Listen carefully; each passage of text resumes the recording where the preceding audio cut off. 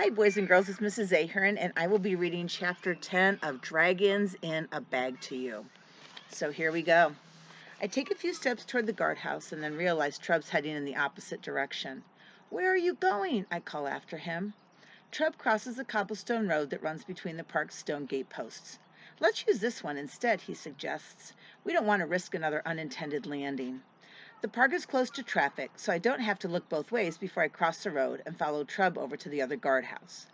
It's identical to the one Ma and I used last time. I watch as Trub pulls two thin metal rods from his shirt pocket. He sticks them into the lock in the center of the guardhouse door, and after a few twists of his wrist, the lock clicks open. Trub pulls the door back and gestures for me to go inside. After you, Jax. I climb the two short steps, but then turn and face my grandfather. Where are we going exactly? I really can't say, Jax. The transporter reads our intentions, and we intend to find Ma, wherever she is. So, does that mean we're going back to the land of dinosaurs? I ask in my bravest voice. Trub shakes his head. I doubt Ma would still be there, but I think she may be in the vicinity, so to speak. It's possible those dragons you got in that bag pulled the transporter off course. It read their intention instead of Ma's. And the dragons wanted to be with dinosaurs? I guess they wanted to go home, but Ma had something else in mind, and you all landed in Gondwana instead. Gondwana? That's one of the supercontinents. Trub's eyes go up, and I can tell he's impressed. That's right, son. How'd you hear about Gondwana? Geography is one of my specialties, I tell him, though technically supercontinents fall under paleogeography. The continents we know today were once merged. Gondwana eventually broke apart to form the continents in the southern hemisphere: Antarctica, Australia, South America, and Africa, which includes Madagascar, Trub adds.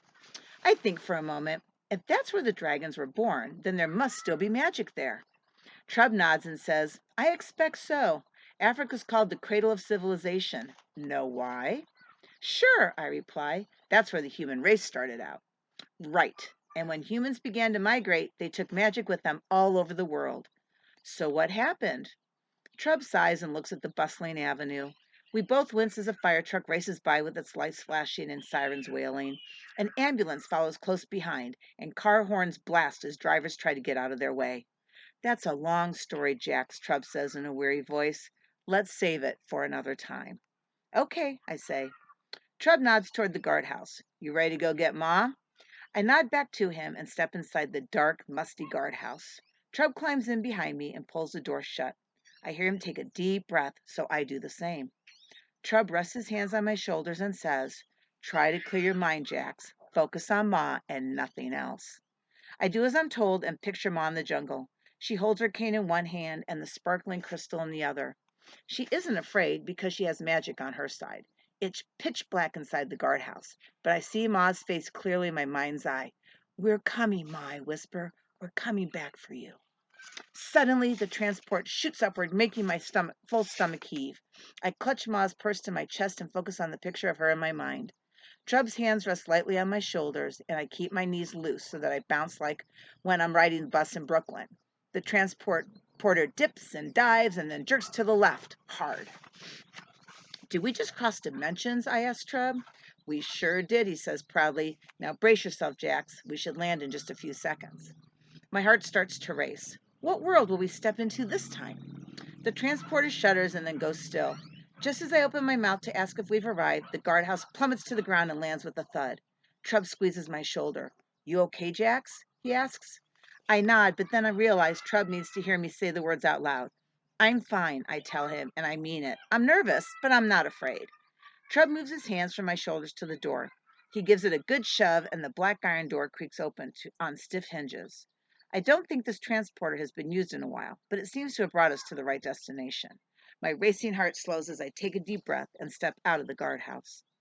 I don't need Trub to tell me that we've landed in the realm of magic. This world is totally different from the land of dinosaurs I visited with Ma. The lavender sky above us shimmers with light even though I can't see the sun or the moon.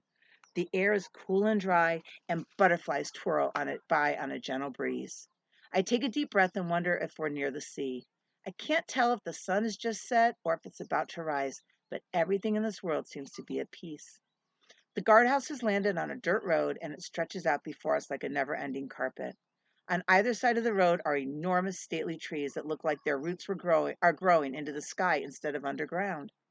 Long turquoise grass moves in the breeze like gentle waves beneath the trees. They all seem to be 100 feet tall, with no branches along their trunks except at the very top. The strange sheen on their bark makes me want to hug the tree closest to me, but my arms would never reach around its stout trunk. Even if Trub and Vic and Kavita held hands with me, we couldn't reach around any of these massive trees.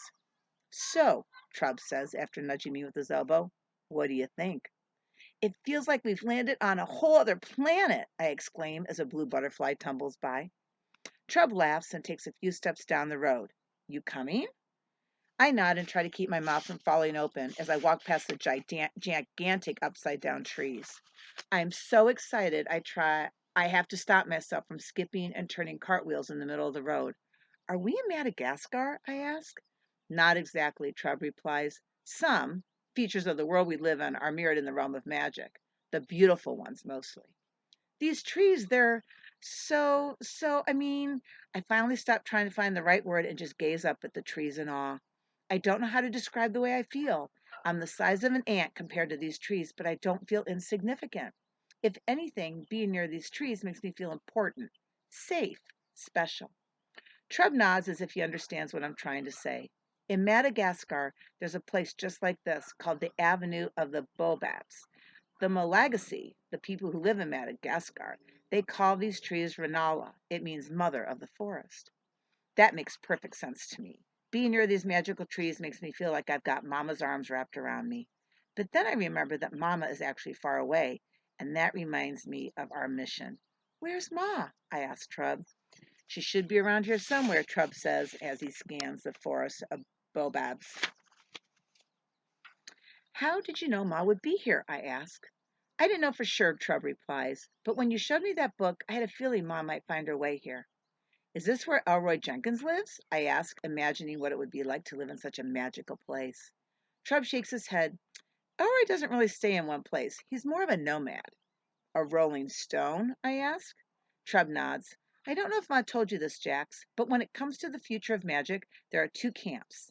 Those who feel the realms should remain separate, and those who want the realms to merge. Ma's in the first camp, and Elroy's in the second. That's why he sent those dragons to Brooklyn. I expect he thought Ma would come around to his way of thinking on the matter. Which camp are you in? I ask. Trub takes a deep breath. I really don't know, Jax. This realm is a sanctuary for many beings and creatures that just wouldn't be safe in our world. But the longer they stay hidden here, the more foreign and frightening they become to humans. People fear what they don't know, and when they're separated from folks just because you're different, well, our people know what that feels like.